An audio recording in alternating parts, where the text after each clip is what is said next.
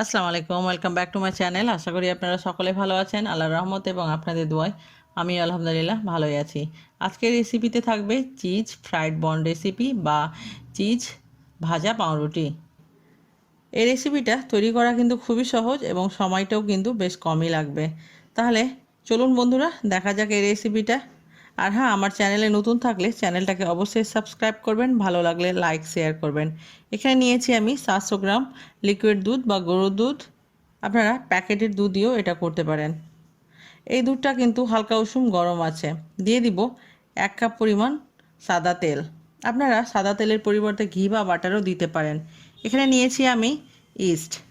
ইস্টের গুঁড়োটাকে আমি দিয়ে দিব 2 চামচ। আমি যে পরিমাণ তৈরি করব তার জন্য 2 চামচটা যথেষ্ট।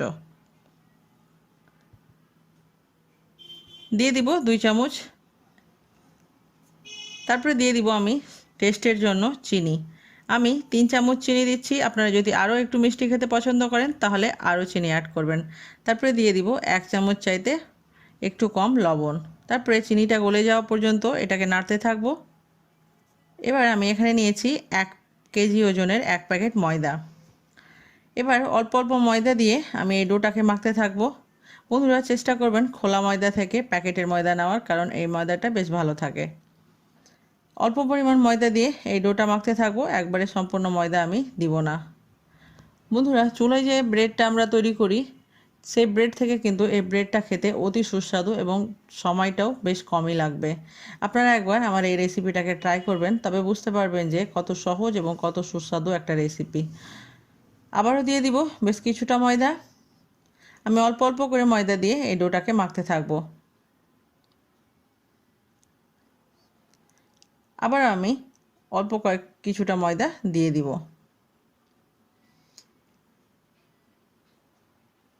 এবার আমি চামচটাকে বাদ দিয়ে হাতের সাহায্যে মাখতে থাকবো।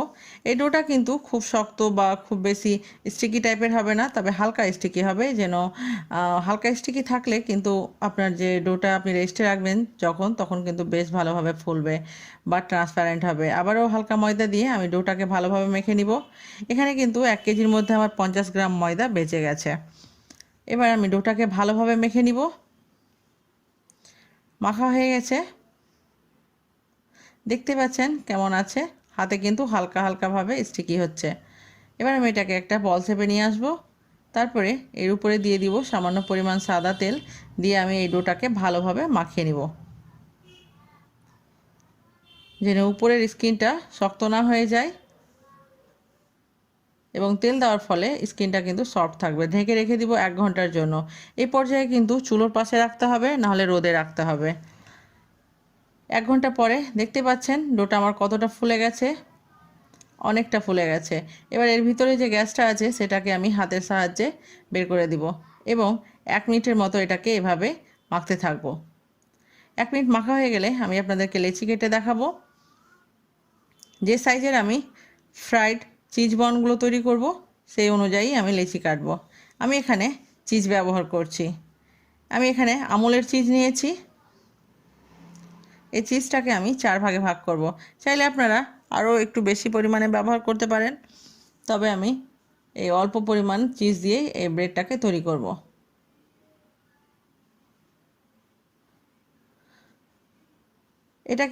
লেচিটাকে আমি একটু ছড়িয়ে দিয়েছিলাম, তারপরে মাঝখানে দিয়ে এভাবে মুখটাকে বন্ধ করে দিব। এই যে দেখতে পাচ্ছেন কত সহজভাবে আমি চিজটাকে ভিতরে ঢুকিয়ে দিয়েছি।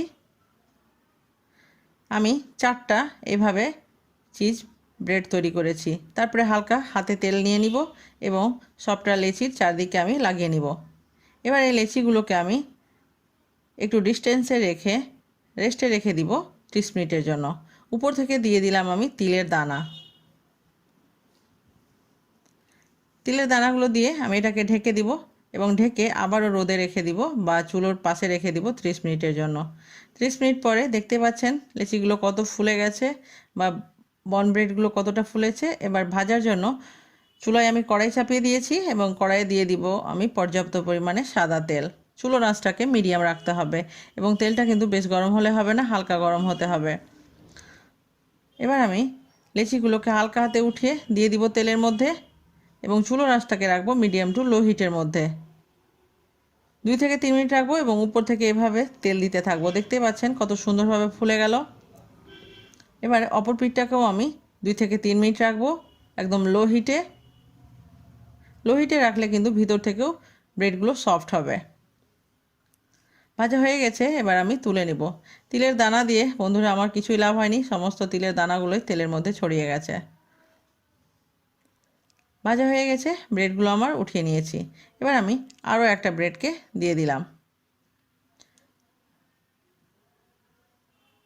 দেখতে পেলেন কত ইজি এই চিজ বন ব্রেডগুলো তৈরি করা। বন্ধুরা, আমার এই রেসিপি আপনাদের কাছে কেমন লাগলো অবশ্যই আমাকে কমেন্ট করে জানাতে ভুলবেন না। দেখতে পাচ্ছেন কত লোভনীয় একটা খাবার, এবং এটা বিকালের নাস্তা হিসেবে কিন্তু খুবই লোভনীয়। আমি আপনাদেরকে একটা কেটে দেখাই যে ভিতরটা কতটা সফট বা চিজ দেওয়া আছে কতটা। এই যে, যেহেতু আমি বেশ অল্প পরিমাণ চিজ দিয়েছিলাম সেই জন্য অল্প পরিমাণই দেখাচ্ছে। আপনারা চাইলে আরও একটু বেশি চিজ অ্যাড করবেন। ভালো খান এবং সুস্থ থাকুন, আপনাদের দুয়ায় আমাকে মনে রাখতে ভুলবেন না। এবং আমার এই রেসিপিটা আপনারা একবারও ট্রাই করবেন, তবে বুঝতে পারবেন যে কত সুস্বাদু একটা রেসিপি। ভিতর থেকে সফট এবং স্পঞ্জি হয়েছে, কোনো প্রকার কাঁচা নেই।